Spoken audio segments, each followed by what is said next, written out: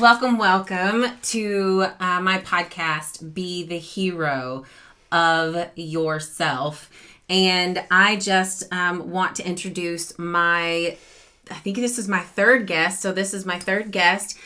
This is Tiarra Tompkins. Oh my gosh, I'm so excited to have you on. I'm just happy to be here. And 3 is my favorite number. There you go, I'm just 3. excited I get to be number 3.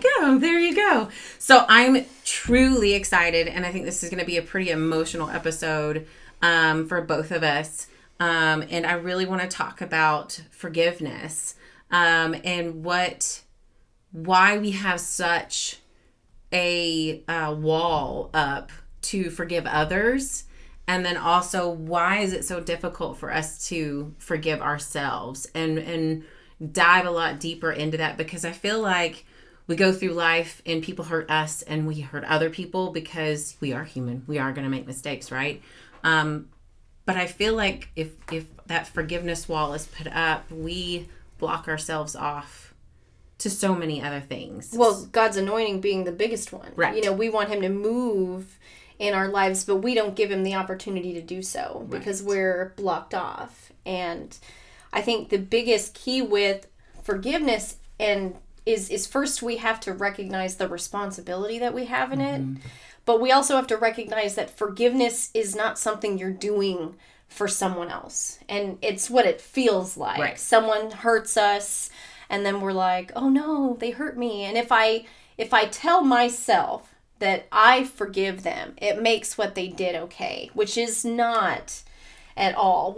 It's more of letting yourself off the hook. Yeah. And I think that more often than not, we don't want to take the time to acknowledge the part of the hurt we are personally responsible for. That's the other one. And it's hard. Someone hurts you and they do it more than once. You know, the cheesy saying, you know, hurt me once, shame on you. Hurt me twice, shame on me. Like, that's a real thing. Right. Like, if you let somebody hurt you multiple times, when you do finally get freedom, you don't just have them to forgive for what happened. You have to, you know, evaluate your portion. You have to address that inner you that let it happen because you hoped they would change, or you hoped circumstances would be different, or you thought it would just be a one-time thing. Because sometimes it is. Yeah, it is. Sometimes someone hurts you, or, you know, maybe like, you know, in marriages that suffer infidelity, you know, there are marriages that survive that. The percentage is really small, but there are people who have that inner strength to be able to walk through that. But it's tough to forgive because we think we can do it once. Like, there's the other key, is that it's kind of like that one piece of chocolate, you know, yeah. On Halloween, it's that one piece of chocolate. Oh, I could just one. I can only have one. And then it never works that way. Right. But it's taking ownership of your thoughts too. Right. So when you get into those circular thought processes, thinking over and over again about what somebody's done to you, what ends up happening is it reignites that anger.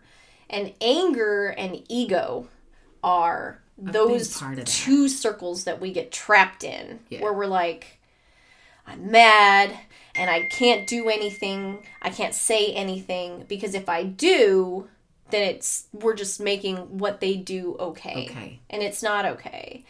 But it is okay for you to let it go. Biblical best story for forgiveness is in Genesis. And it's Joseph. You know, so Joseph is the favorite child. And he's got this beautiful coat. And he's daddy's favorite. And his brothers are jealous. And they're like, you know, got to get rid of him. So he comes out to get them for dinner. They drop him in a hole. They leave him in the hole. They eat dinner nearby. And then they sell him into slavery. And he goes his whole life, you know, going through all these different things. Like, he gets raised up in Potiphar's house, where he's finally doing great things. And then Potiphar's wife is like, you're kind of handsome. Like, let's, you know, go hit it off. And he's like, nah, man. Like, I'm your husband's servant. Like, not going to do it. And he gets thrown in jail for rape.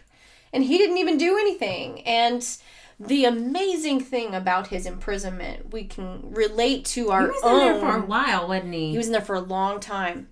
He was in there with some other prisoners, and the other prisoners had dreams that he interpreted.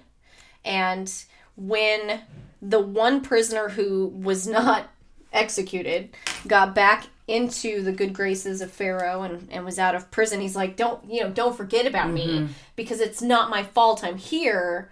But God wasn't ready to move. And I think that prison that he was in, we can relate to. Like, I think sometimes we all are in our own little prison. It may not be behind bars, like physically, but when those kind of moments happen, when someone wrongs us or we wrong someone else, we kind of lock ourselves in this little prison, and we've got this four walls where we're just pacing and back I think and God forth. lets us stay there. Yeah.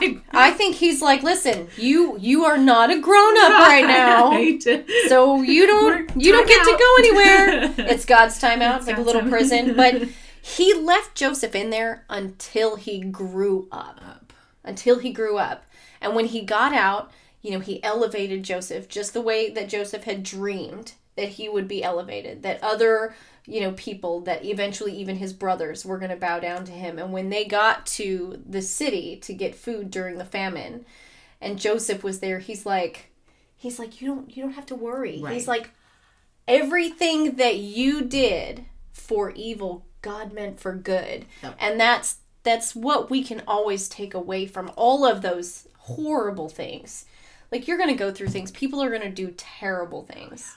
Like, that's life. Whether you have to struggle through, like, something as horrifying as rape, or, being taken advantage of, or, having a loved one or a close friend hurt you. You have to know that even in this time of feeling like you might be in that emotional prison, or you don't feel like a grown-up, and you are stomping your feet, and you're angry, and you don't understand why something is this way, God means it for good. Oh, like, you just gotta, take a deep breath and make the decision. And you may have to make it daily. You may have to make it hourly, a lot, maybe every few minutes. Sometimes it's baby steps. It is. Because forgiveness is a choice, but the great thing about it is it's completely selfish. It is completely selfish, and it's meant to be. Right. Because what do people always say? Like, well, you got to forgive and you have to find a way to reconcile. But that is not biblical. Mm-mm. We actually don't need reconciliation. There are going to be people, dead people, that have hurt us. There's no reconciliation there. Or they're unhealthy in your life. And there's no fixing them. There's no you can't fix them. No. So you have to make the daily choice. Yeah. I'm going to let this go. Today is going to be a good day, and forgive for that day. Yeah. And you may go weeks and be good, and then you may have a moment. Moments happen, and we don't give ourselves enough grace. Like, we think forgiveness is a one-time thing. We're supposed to be able to go, I forgive you, and I'm done. Move on. And it doesn't work that way. That, nothing we still have memories. Works that way. Well, and it's with anything. Mm-hmm. So, when you were training, you trained every single day. Every day. You didn't take days off from training because you were training towards something. Yep. When we're trying to move through a traumatic event or a painful experience, or it's like working down a muscle. It's like working a muscle. Yep. You're working out your heart. Yep. Your heart has to get worked out for that forgiveness, and it's got to be all the time. Mm-hmm. And if you can't, on one day, you can't forgive today, praise the Lord that we can try again tomorrow. We'll try again tomorrow, because there's always tomorrow. You said something that was pivotal, and I want to go back. That was, I think, is pretty amazing, is growing up. God said, you are not a grown up yet, and I have to keep you here in this moment, no matter how much it hurts, no matter how much someone hurt you, until you have grown up to move on to the next phase that I have ready for you.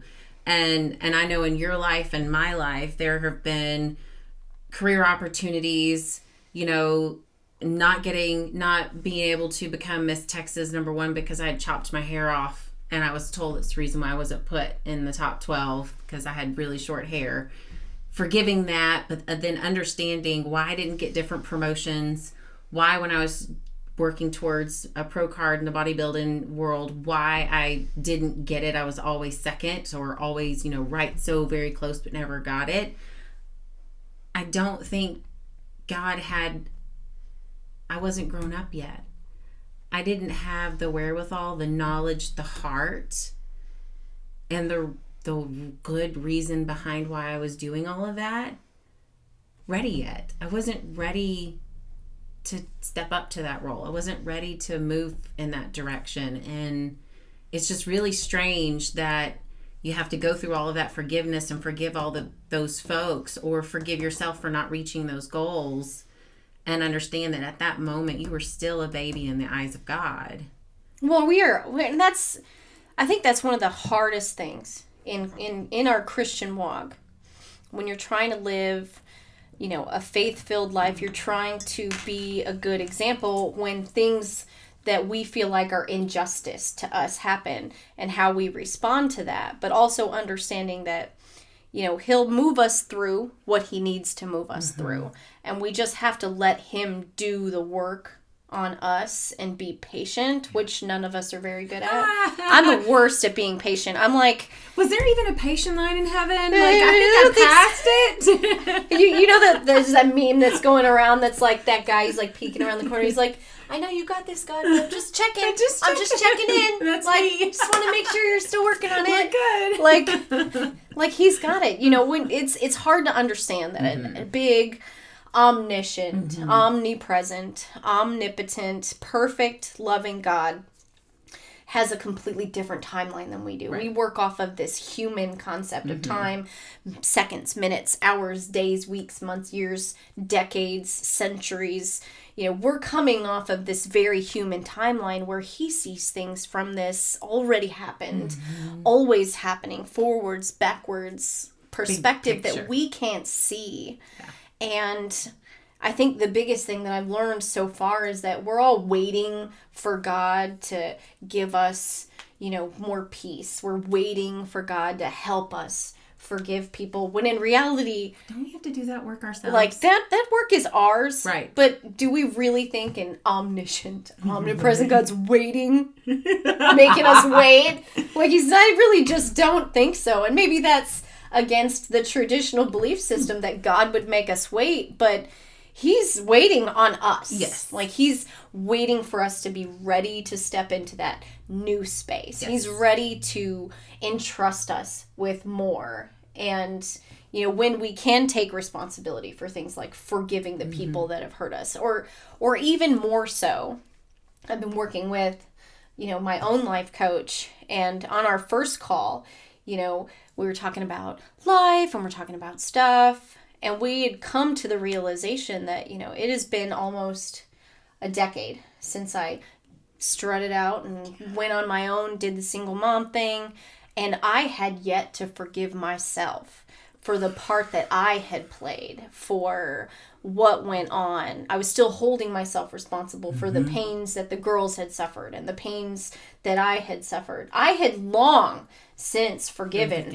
I forgave my ex. I'm like, I know his past. I know where his pain points are. I know what traumas that he suffered that put him in that position to be that way. And it was easier for me to say, we're square. We're good. I forgive you. Than it was for me to forgive myself. Because you can walk away from him. You don't have to, yes, like we said, you still have to practice. You still have to work on that forgiveness. And you may be good for a couple of months. And then you just sit there and you're like, oh. And then you remember the why. Or they do something stupid that reminds you. And you're like and then you get mad. But the biggest thing is I think it's so much easier to forgive someone else. Right. In the grand scheme of things than it is to admit our part and take responsibility. Because long before we ever leave a toxic relationship or let something go, before we ever do that, we knew where we were. Right. We knew what was happening. Yeah. I mean, it was easily, 5 years of knowing I was in a bad place that I stayed. 5 years. That's a long time. It is. And to get this far and go, it's been almost a decade of freedom from that. Right. And I still with your had upgrade not husband. with my Lord Jesus, thank you. But to still not have even forgiven myself, that, and when forgiveness for someone else, when we're struggling with that, my biggest helper has been this: Jesus died for everybody. Right. That's it. If I were to stop on those angry days where I feel mad at someone else who's not thinking a lick about me at all, they don't care. They're not stewing at home like I am. Like, they don't care. Like, they're just doing their thing because they have no idea to the extent of what they've done. Right. They don't. And they don't care. Right. So you got to get over that part. Sometimes they don't care, and sometimes they don't know because of the state of mind that they're in, or and you still can't go to them and go, "Hey, you hurt me," right? Because they're going to be like, "No, I didn't," and then it's invalidating how you feel. It's you have to make forgiveness about you. You let it go because Jesus let it go for you. Yeah. And if I sit down and I go, here's all of the times that I wronged someone and I didn't step up and I didn't do the right thing and I am not being held accountable for those things. What more could I possibly hold against someone if Jesus isn't going to hold it against me? Right. Like, I just can't anymore. Like, I can't let that be a part of my life. Is it easy? No, it's not. And there are days where it sucks. And I'm like, Jesus, won't you give me just a little extra piece today? Because today is hard. And he'll be like, no. Because you have to feel through it. Yeah. Like, give yourself the grace and the love of your own self to let you feel it. Yeah. Be in the yuck is what my important. counselor said, is you have to have that moment of being in the yuck. With your significant other. That is the best description. Just be in it. Just own it. Because so many people, I think, now mask it with, so many different things. They mask it with, shopping or food or drugs or alcohol or whatever they mask it with, instead of just feeling it at that moment and just kind of sitting there going, okay, this really sucks. And this really hurt, and here are the reasons why, and really dig deep into it and then work yourself out of it. That was the best advice my counselor ever gave me. No, I think it's perfect advice, because I think we live in this hyper fake social media world that is like, I'm awesome every day. Did you see my perfect food? I don't need to see what you ate for dinner. Like, my favorite thing I read online was like, you remember, back in the 90s when you take pictures of your food and then go get it developed and then run and take it all to your neighbors' houses so that they could see what you ate? No?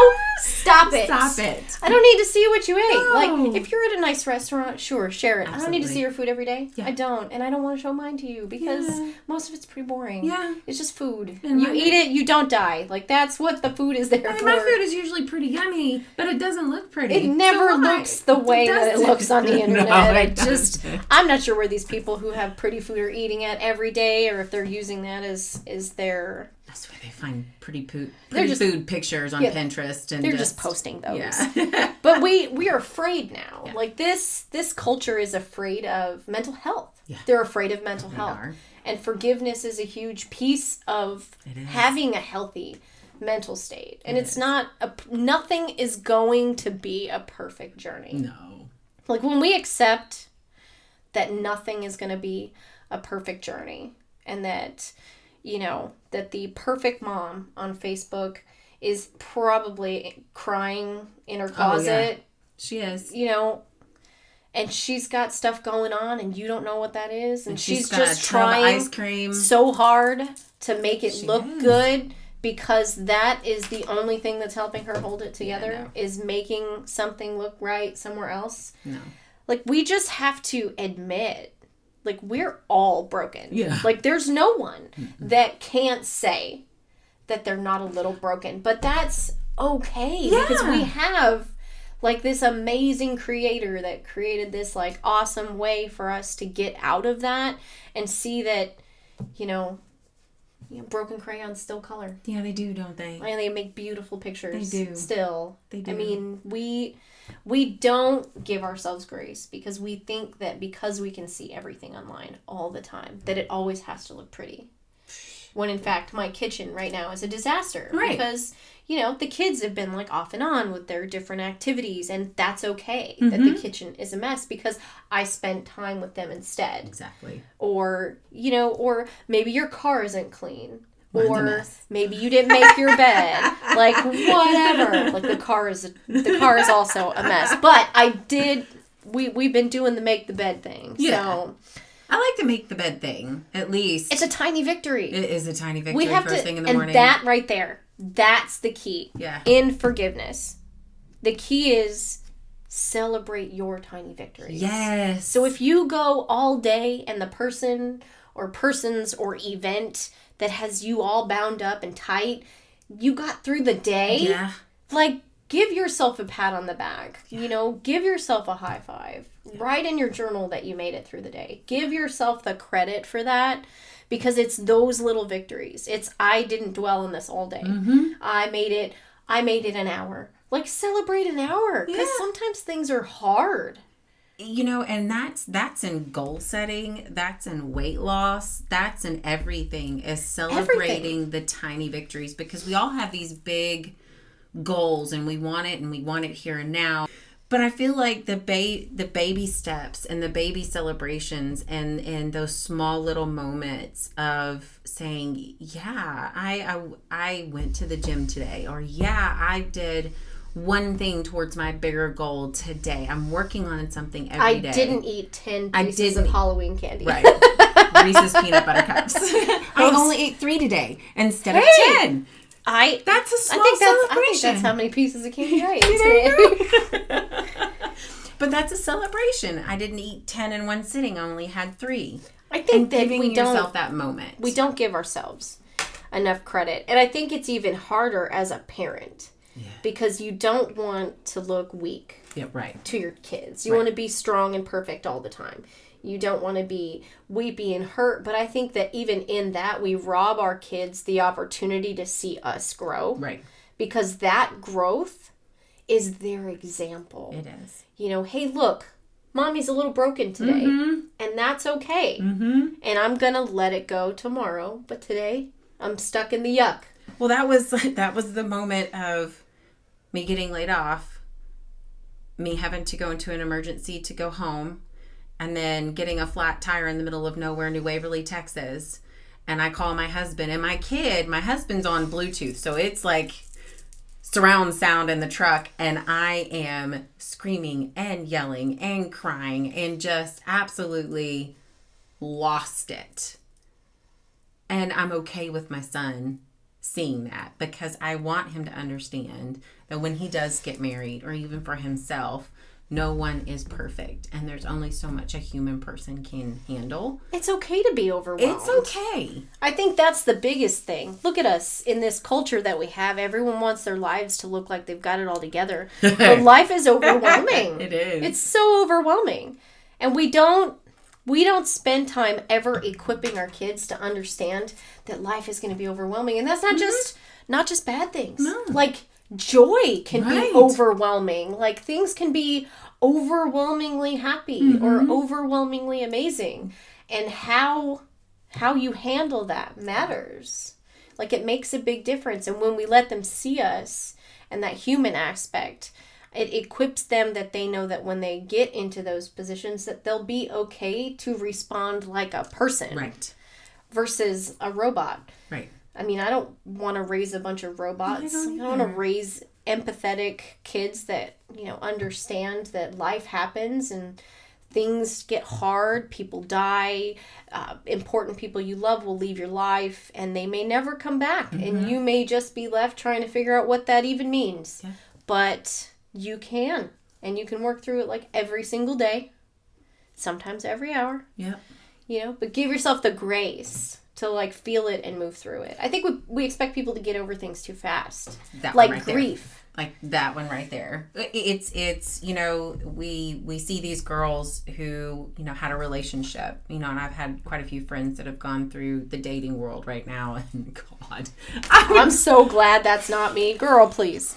But, you know, we expect someone to be dating someone, and then, you know, they're not, and girl, just go put your makeup on, shake it off, and, you know, all these music and all these songs that tell you to, you know, get over it and be over it quickly. No, that's the last thing I told my girlfriends. It sucks. Let's cry. Let's get that ugly, like, nasty, you know, snot, just gross. It's got to be the whole deal. It's got to be all of it. You got to be tired. You got to get through the hiccups. Yeah, that one. Oh, it's the worst. Yeah. You get the crying hiccups, and you're like, oh, just. And then it pisses you off. But then you get mad. Yeah. And it's fuel to look at the bigger picture. It is. And then you can kind of like let all that air out. And it's so much better, than trying to hold it in. It is, and there it goes. Go back to the mental mental wellness, and mental health.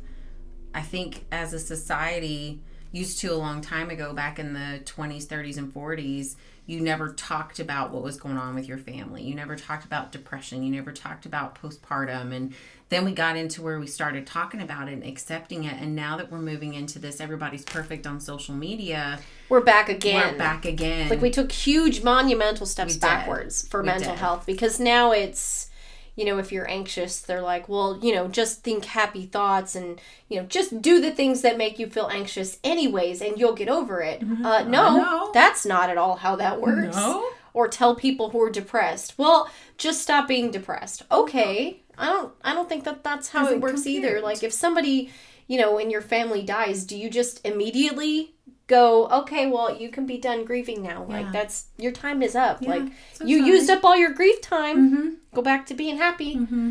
And, you know, it's with anything. You know, everything is going to be a different journey for every person.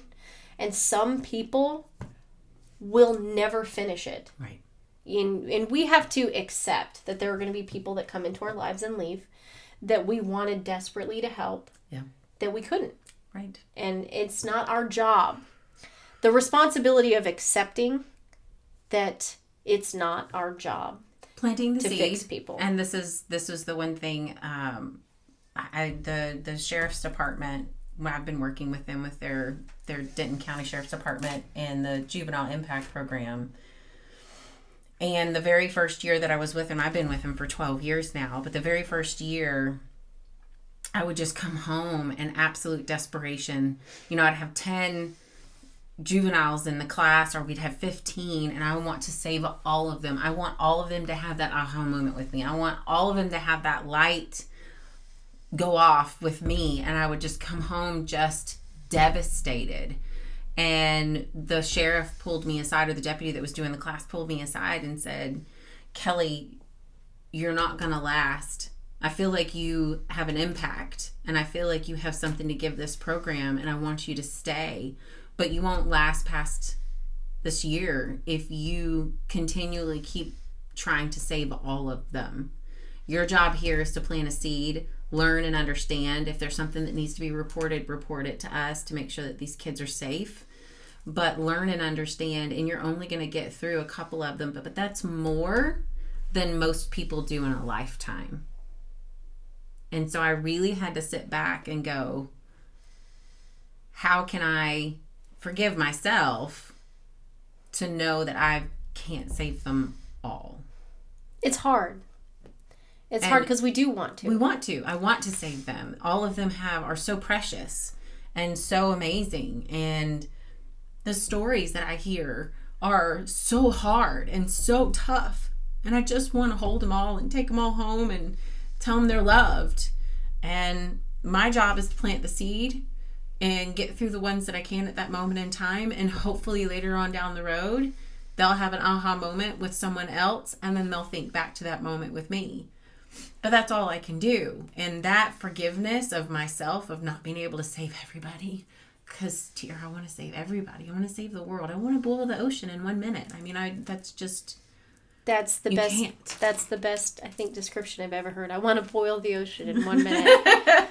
You can't. You know, you can't. Like in all of the different job paths that I've had, all these amazing people that I had the opportunity to work with, the biggest thing I've learned is that everybody, once they've reached their own aha moment, like they want to help everybody. Mm-hmm. They want to empower everyone. And I think the biggest, hardest thing we'll ever have to admit is that we can speak truth all day long.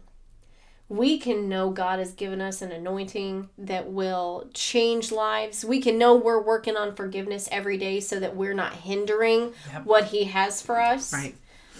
But we have to let go of the responsibility of what happens once we share what we have. Yeah. Because we are the only person we have on this planet we can control. We can't control our kids. We can't control our spouses. We can't control our bosses or our coworkers or the strangers that we meet at the grocery store. But we can control us. Like, it's the only piece that we have in this planet that we have any control over is ourselves. And half the time, we don't even use it. Right. We're just spinning our wheels and behaving however we think we want to for that given day. But we can control us.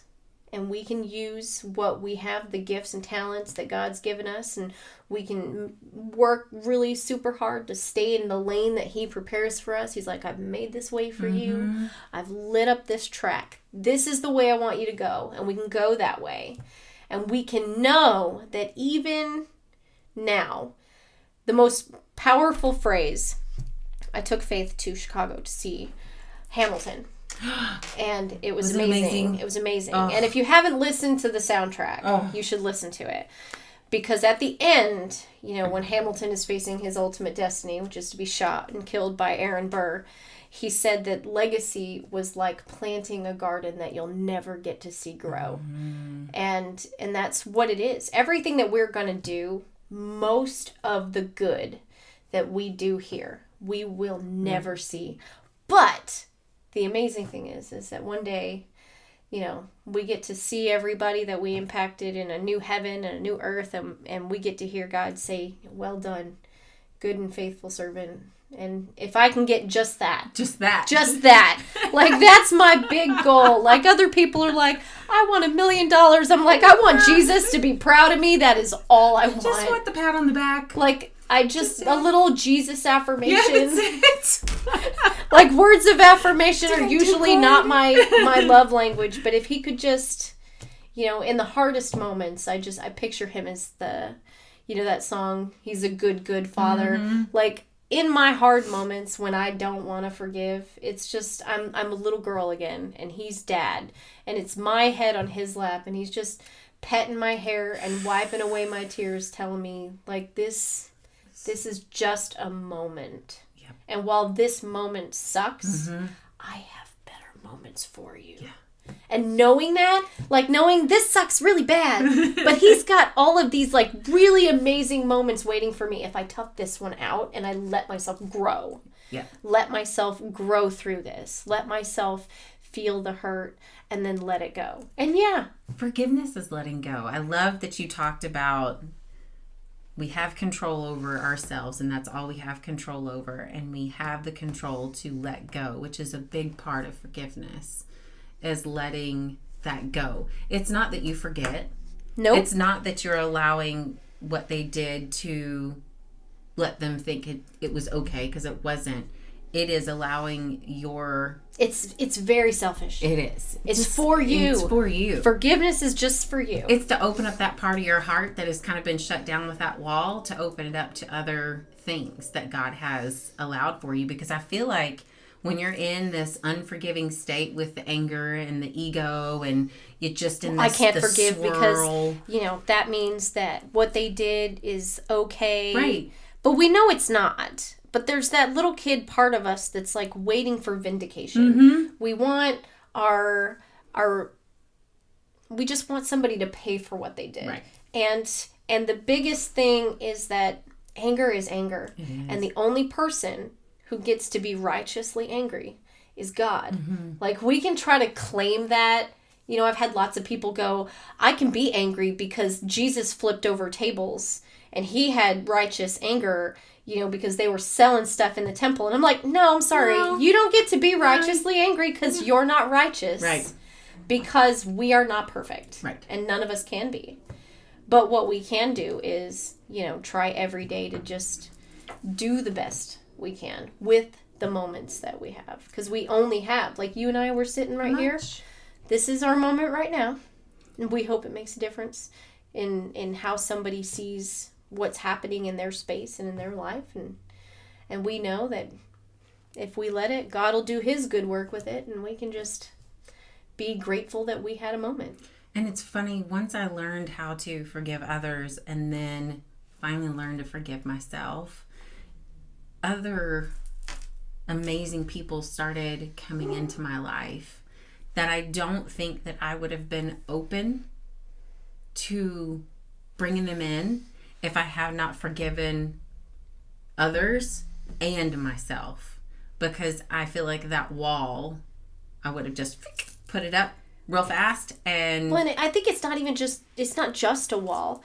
You know, when we're trapped in unforgiveness, we hinder God's actual anointing, like on our life, like the blessings that he has for us, the people that he has in waiting for us. We can't even get to that because we're still in prison over here. Like if we could grow through this, he has more for us over here. And we would ruin it if he allowed us to have it when we're in demolish it. We are like, irresponsible with like everything. Just like a kindergartner with a Tonka truck. I mean, just. I just picture, you know, like just.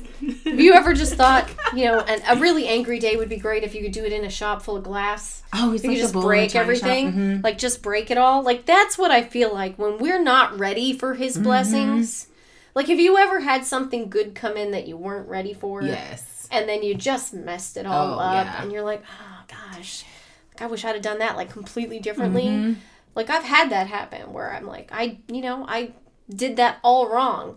And it's like this little secret lesson. He's like, see, I told you. Mm-hmm. Like, I told you. Yet. You weren't ready yet. Mm-mm. Like, you got to be a grown-up for this part. Mm-hmm. And you're not a grown-up right now. Yep. And I think it's okay. You know, like, everybody, you know, is going to go through their different phases. And we just have to let ourselves be God's kids sometimes. Like, enjoy the reprimand. Mm-hmm. Like, reprimands suck. But it does. You know what? If you weren't loved by a big, mighty God who did all this cool stuff for you so that you could live with him eternally, like, he loves you enough to try to get you back on track and reprimand you. Like, it's gift. In this book, I think everybody should get this book if you're struggling with forgiveness. It is R.T. Kendall. It is Total Forgiveness. Includes new testimonies and changed lives. When everything in you wants to hold a grudge, point a finger, and remember the pain, God wants you to lay it all aside. I love it. It's been paramount for me. One of my mentors was like, I want you to buy this book right now. I was like, okay, here we go. I'll do what I'm told. But it's been great. And this is where, you know, that example from Genesis came from for Joseph. You know, he's like, whatever you intended for bad, you know, God used it for good. So don't even worry about it. And, you know, people ask me all the time, you know, when they hear I spent 13 years in an abusive, bad marriage, they'll be like, but if you could go back and tell your younger self, like, what would happen? Right. Like, would you do stuff different? And I said, absolutely not. Not a bit. Mm-mm. In fact, I wouldn't inkle to what's going to happen. I would just tell myself to be patient because it will be worth it. Yeah. And, you know, all of those experiences, you know, you get to look back over them and you can see every lesson with complete clarity. And it doesn't mean that everything was good and that everything was bad. There was probably more neutral than anything. You know, just this kind of empty space. And it's the history lesson. And I think that's what we're missing is really understanding our history and learning from it and not making the same mistakes over and over again. Because we are going to make mistakes because we are human. And we are pattern driven. Yes, so we are. will make the same mistake over and over will. if we don't learn from it the first time. Right. Done that too. Yeah. And I feel like all of this builds us into the person that we are today. And I don't think the mistakes that I've made in the past would have led me down the road that I'm at right now, and where I am in my life stage, and the people that I have in my life, the folks that have left and the folks that have come in and stayed, and some that have just stayed through thick or thin, you know. Those are the best ones. Best ones. So I do, and all of that didn't start really coming about until I learned how to forgive others, and then truly started forgiving myself. I think we come last. Yeah, we do. We come last just because I think that there's a part of it where we don't want to admit fault too. Right. So, it again, responsibility. In everything, if we can, recognize the level of responsibility we need to take for any situation that we're in, there's gonna be fault. There is. Because we're not perfect. No. And maybe we responded wrong. Maybe, we didn't respond when someone needed us. And so their interpretation of our lack of response was where the reaction came from. Yeah. Like, you can't gauge the way that someone is going to feel about something, and you also can't invalidate their feelings by saying that they're feeling something wrong. Right. That is the most frustrating thing I think I've ever had to deal with in my life, is someone telling me my feelings are wrong. Yeah. Not that I'm wrong. I'm good with being wrong. Like, I'm good with accepting fault, probably more than I should. Yeah. It's telling me my feelings are wrong. Yeah. Like, if you can't invalidate someone's feelings because you're not them. No. You don't have their pile of life experiences. You don't have their interpretation of the world, or the pain and the anguish that maybe hides in the closet of their past. Like, you don't have that. And so you don't get to tell them they can't feel that way. Like, you just don't get to. Yep. Jesus isn't telling us we don't get to feel how we feel. Right. He's not saying there's no pain, there's no anguish, there's no sadness, there's no depression. Like, we knew he felt sad. Like, we knew, that he had fear. Yep. We knew he had anger. He didn't want to go. Yeah. Like, he didn't want to do it. Take this cup from me, if you can. If you can't, I'll still do it. Yeah. There you go. There's, like, all of it right there. Here is the cup. This is the cup God's handing you to drink from. And it's yours. Yeah. And you get to drink from it, and that's just it. And it's going to suck, but it gets better later. It does. Like, and there's always the light at the end of the tunnel. There's always the light. And sometimes it's a person, breathing more life into you because you don't have enough to breathe into yourself. We spend so much time, forgetting that people can breathe life into us. I read a story, and I shared it on a leadership call once, about this article I read. And it was this woman. She had planned her suicide. She was going home from work that day, and she was going to do it.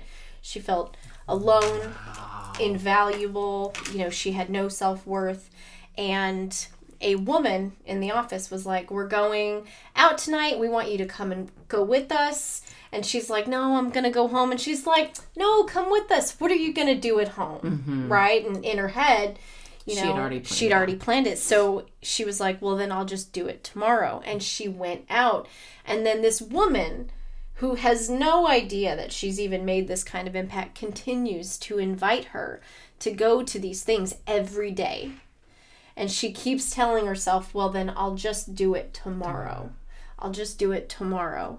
And this woman kept inviting her, and she found life in that and didn't do it. And the woman who saved this other lady's life probably didn't even know until she probably saw the interview about it. Wow. But, one thing, we make so much bigger of an impact than we think. And if we gave ourselves the credit for the light that we can be, and let ourselves share those pieces of our story, or, say hello or smile at a stranger, or invite someone at work that maybe never goes to anything, or, be bigger, than we think we are. We make such so much more impact than we even know. And I don't think it's one of my best friend, Kelsey, who does my hair. She always tells me how much I've impacted her life, but I really don't think she truly understands what she did for me. My husband knew that I had been very depressed. I had gained a lot of weight since the accident and the shoulder surgery, and then trying to get my hormones straight and all of that fixed. But, my hair was really short. It was starting to thin out because my hormones were just nuts. And my friend Kelsey had been going through some personal stuff. And her and I hadn't really talked in like a couple of years because of all the mess that she's been through. And my husband basically called her and said, you need Kelly. She needs you. Kelly's going to call you for a hair appointment. Y'all make this happen. And Jeremy paid for my first set of extensions. And I'm jealous. So beautiful. And that moment, I remember it, that moment when I walked out of her salon, and for the first time in a really long time, even though my husband told me every day that I was beautiful, every day that I was the hottest thing he had ever seen, I didn't feel it. I walked out of her salon feeling absolutely gorgeous. And in that moment in time, I decided I have got to take better care of myself. I have got to forgive myself for all the shit that I've put my family through. And at that moment, I walked out and I was like, I'm done. I'm shedding this old Kelly. I'm done. And I don't think she really knows to this day how impactful that it was. And truly pivotal and pushing me towards the direction that I'm in right now. And I tell her all the time, it all started with the hair.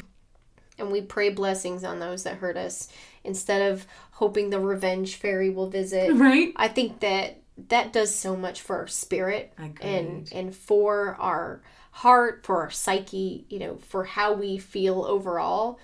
There's only so much that we're going to be able to manage. And if we can make that daily decision. I'm going to forgive today, or I'm going to forgive this hour, even when it's the most hard, is when we're going to see the work, happen. And when I'm the most angry, it's just, if I'm angry at someone, like, okay, I don't want to, but I just won't you bless them today? And bless me not to be angry. So I know you have a blog, don't you? So I want everybody to know what your blog is, because I've read quite a few of your blog posts and they are powerful. So please. So it's perfectly flawed. Faith.com. Okay. And, it's been a labor of love. I realized, I want to say probably 14, 15 weeks ago, that God will give us understanding when we seek it, right? And we look for it. So I got a Bible study by Beth Moore called Breaking Free, and I dedicated my mornings to breaking out of your prison, breaking out of that prison I was stuck in, and the work that we can do is only on us. It is. Well, thank you so much, Tiarra. This was absolutely amazing. I knew this would be emotional and Thank you for letting me be here. Oh, I'm so excited. And again, the reason why I invite people into my home and have a cup of coffee, and especially a lot of the strong, beautiful women, I always give them the strong, beautiful coffee mug, is because they have been a pivotal hero in my life. And I, because of my book, Be the Hero and Rescue Yourself, I always want to invite folks that I see as heroes and that became their very own hero, rescue themselves, and then gave themselves the ability to go and rescue other people at the moment in time that they want to be rescued, or just plant the seed with a cute little cape and just kind of let them go. Sometimes it's just a seed. That's it. But these are the heroes in my life. So thank you so much, Tiarra, for being one of my heroes. Thank you for being my hero. Just in all kinds of things. But I love you and so excited for things ahead. And please go check out your blog. What is that one more time? Perfectlyflawedfaith.com. Awesome. Thank you guys so much, and be sweet. Thank you so much for tuning into my podcast, Be the Hero and Rescue Yourself with Kelly Fullman. If you enjoyed listening to my podcast or watching this YouTube video, please follow or subscribe to my channel. and walk with me through my journey of celebrating my very own heroes, and an opportunity to learn the valuable lessons they taught me over the years, which allowed me to gain the courage to wear my very own cape and be the hero of my life. You can also follow me on Instagram at K Fullman, that's KFUHLMAN, at Facebook, /K Fullman1, or on LinkedIn, Kelly Fullman, MBA. Also, please leave your comments below because I see feedback as a gift, and it will guide me on how to help you gain the courage you need to rescue yourself. Be sweet, y'all. Thanks.